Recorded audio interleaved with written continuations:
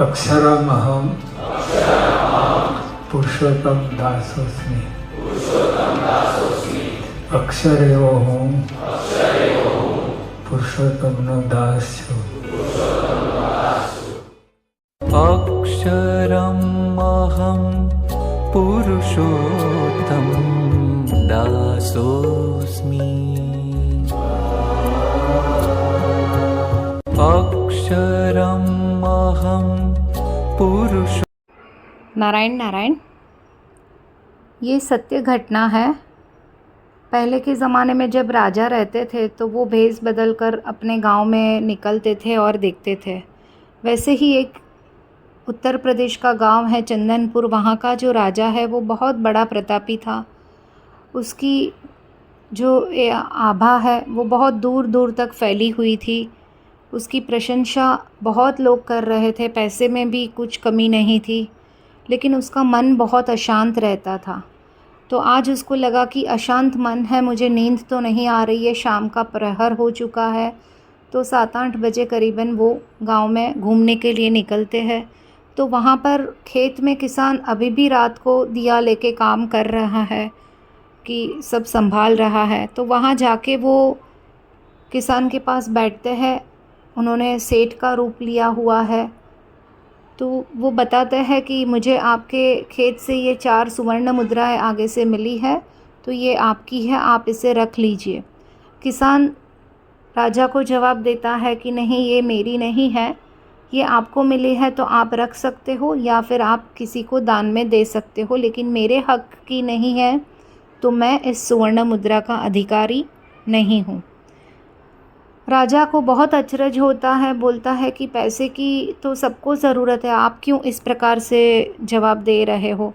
धन की आवश्यकता किसको नहीं होती है आज के जीवन में? अभी वो तो बहुत पुराना समय है।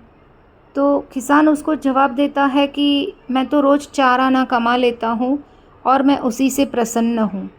तो राजा और भी अचरज हो जाते हैं कि 4 आने में आपका जीवन का निर्वाह कैसे चल रहा है, और जब मैं दे रहा हूँ फिर भी आप उसका स्वीकार नहीं करते हैं।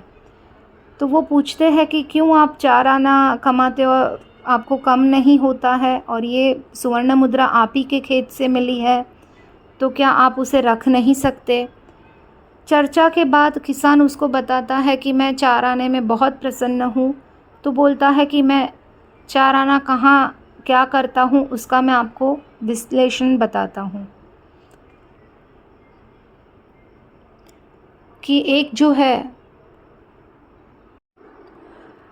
किसान को घर पर जाना था, तो वो बताता है कि मैं इससे छुटकारा पाऊँ तो 1 आना जो है वो मुझे भी आपसे बहस नहीं करना है, तो इसीलिए मैं आपको ये बता रहा हूँ कि मैं कुएं में डाल देता हूँ। दूसरा जो है उससे कर्ज चुका देता हूँ। तीसरा जो है वो उधार में दे देता हूँ, और चौथा जो है वो मिट्टी में गाड़ देता हूँ ताकि मैं शांति से सो सकूं। राजा सोचने लगा और उसको कुछ भी समझ में नहीं आया। वो अपने महल में चले जाते हैं। दूसरे दिन ये पूरा जो परिस्थिति वहाँ पर जो बातें हुई वो अपने राजदरबार में बताते हैं। सभी वहाँ पर मंत्रियाँ जो बैठे हैं वो सब ने अपना अनुभव अनुसार अपना अपना मंतव्य रखा, लेकिन फिर भी वो प्रश्न का सल्यूशन नहीं आया। राजा बोले कि नहीं, मुझे अभी भी समझ में नहीं आ रहा है कि वो किसान क्या कर रहा है।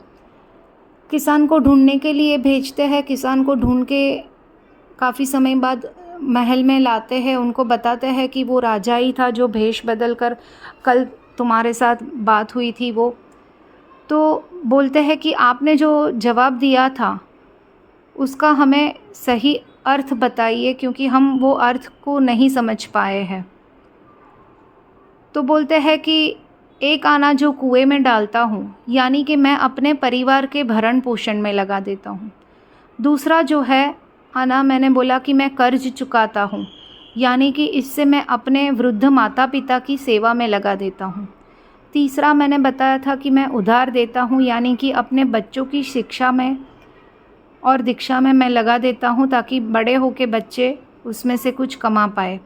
और चौथा मैंने बताया था कि मैं मिट्टी में गाड़ देता हूँ, तो उसका ऐसा है कि उसमें से मैं कुछ पैसे बचत करता हूँ और कुछ जो है वो जमा करके मेरे भविष्य के लिए धार्मिक और सामाजिक कार्य में लगाता हूँ। परमात्मा के कार्य में कुछ अमाउंट मैं उसमें से पैसा यूज़ कर सकता हूँ, और उससे भी ज़्यादा किसी को ज़रूरत है तो मैं उनको वो पैसा देता हूँ। इस प्रकार से मेरे 4 आने की बंटवारे हर महीना हर रोज़ होती है। तो हमें पैसों के मामले में कहीं ना कहीं हम गलती कर रहे हैं। जीवन को हमें संतुलित बनाना बहुत ज़रूरी है, और इसके लिए हमें अपनी आमदनी और इसके इस्तेमाल पर बहुत गौर करना चाहिए। नहीं तो हम कितने भी लाखों रुपया कमाते हैं महीने में, लेकिन फिर भी हम प्रसन्न नहीं रह पाते और संतुष्ट भी नहीं रह पाते। अगर हम नारायण का शेयर निकालते हैं और वो सदुपयोग लक्ष्मी जी का होता है, तो उससे भी हमें बहुत चैन की नींद मिलती है, एक संतुष्टता मिलती है और एक आनंद अपने परिवार में मिलता है। तो लक्ष्मी का शुद्धिकरण भी उतना ही आवश्यक है। हमें बहुत गहराई से अपने आमदनी, आवक और जावक का सब कुछ हमें हिसाब रखना है, और किस एरिया में हमारा जीवन का जो पैसा हम यूज़ कर रहे हैं उसके ऊपर हमें बहुत गौर करना है, ताकि हमारे ऊपर भी शुद्ध महालक्ष्मी का असीम कृपा और आशीर्वाद बना रहे। नारायण नारायण।